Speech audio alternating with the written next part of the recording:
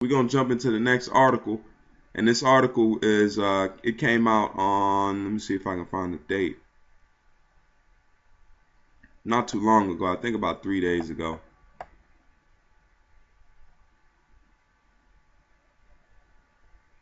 Let me see if I can find it.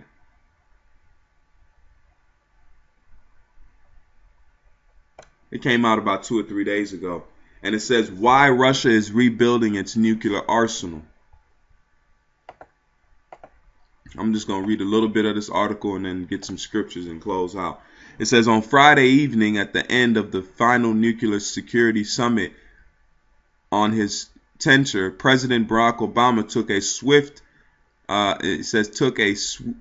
at his Russian counterpart, Vladimir Putin, for standing in the way of nuclear disarmament.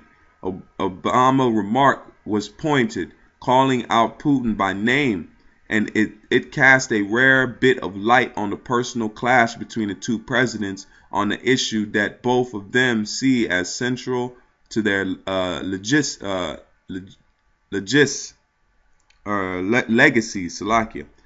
Because of the vision that he has been pursuing of emphasizing military might, Obama told reporters at the summit, "We have not seen the type of progress that I would have hoped for with Russia." This was putting it lightly. Over the course of Obama's presidency, Russia has managed to negate deep cuts to the U.S. arsenal while substantially strengthening of its own. It has allegedly violated a treaty that limits the development of nuclear weapons in Europe, and in the last few years it has brought disarmament talks with the U.S. to a complete standstill. For the first time since the 1960s, it is rhetoric. Moscow has also returned to a habit of nuclear threats, while in its military exercises it has begun to practice for nuclear strikes according to the NATO military alliance. But of all these stark revisions, Slovakia, besides all these stark revisions to the poster of the Cold War, nothing expressed Russia's position on nuclear disarmament more clearly than Putin's decision to skip the nuclear summit in Washington last week. Apart from North Korea, which was not invited to the talk, Russia was the only nuclear power not to send a senior delegate, because Russia's not dealing with this place because they know what time we're about to go into. It says the snub was no surprise. It was announced back in November 5th in a statement from the Russian foreign minister, which offered a curious explanation, but influencing the policies of global watchdog like the International Atomic Energy Agency, the ATEA. It says Washington is trying to take the role of the main and privileged player in the sphere, the statement said. In part because of this, we have shared with our American colleagues our doubt about added value of the forum. Russia therefore saw no need to participate, the minister said. Let me get down here. It says the few days after the statement, the world got more colorful reminder of Putin's position on nuclear disarmament during the meeting at the Kremlin with his top generals in November 10th. He accused the U.S. of trying to neutralize Russia's nuclear arsenal by building a missile shield over Europe, one that could knock Russia's rockets out of the sky. In response, he said Russia would have to strengthen the potential of its strategic nuclear force, including the development of attack systems capable of piercing any missile shield. As if on cue, a state television camera then zoomed into a piece of paper that one of the generals was holding in his hand. It showed the plans for a nuclear device codenamed Status 6.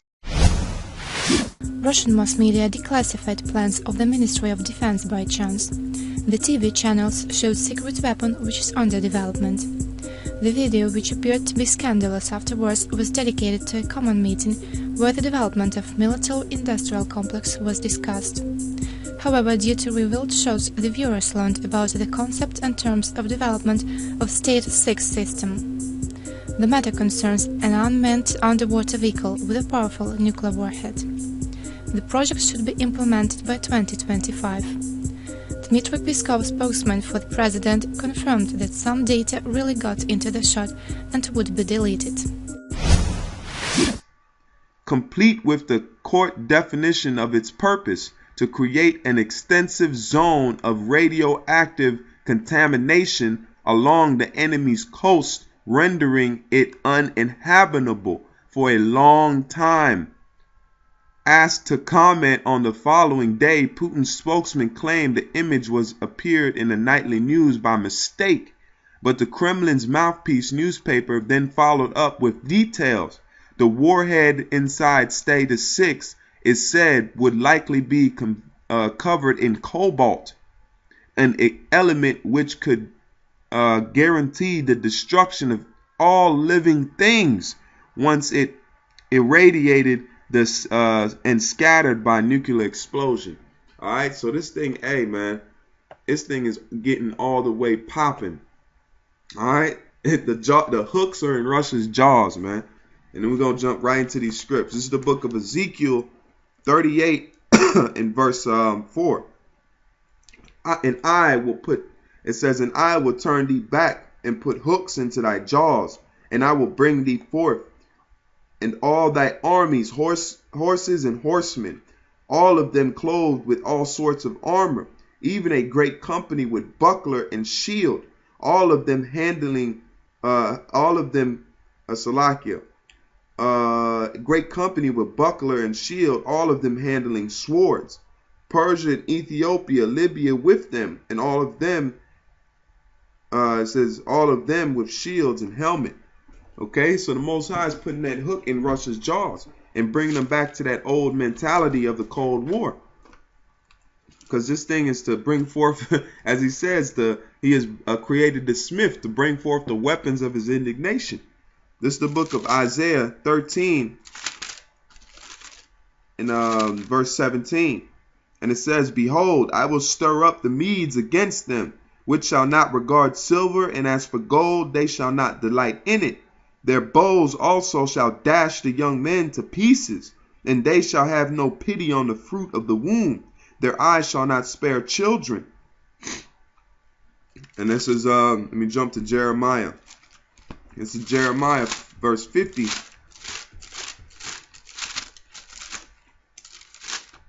This is Jeremiah 50 in verse 3. And it says, for out of the north there cometh up a nation against her, which shall make her land desolate, and none shall dwell therein. They shall depart both men and beasts. And in those days and in that time, saith the Lord, the children of Israel shall come, they and the children of Judah together, going and weeping. They shall go and seek the Lord their power. And that's what's happening now. Just like I said in the beginning, the Lord's raising us up. Simultaneously, he's preparing this war. This is the book of Isaiah 50 and verse 42.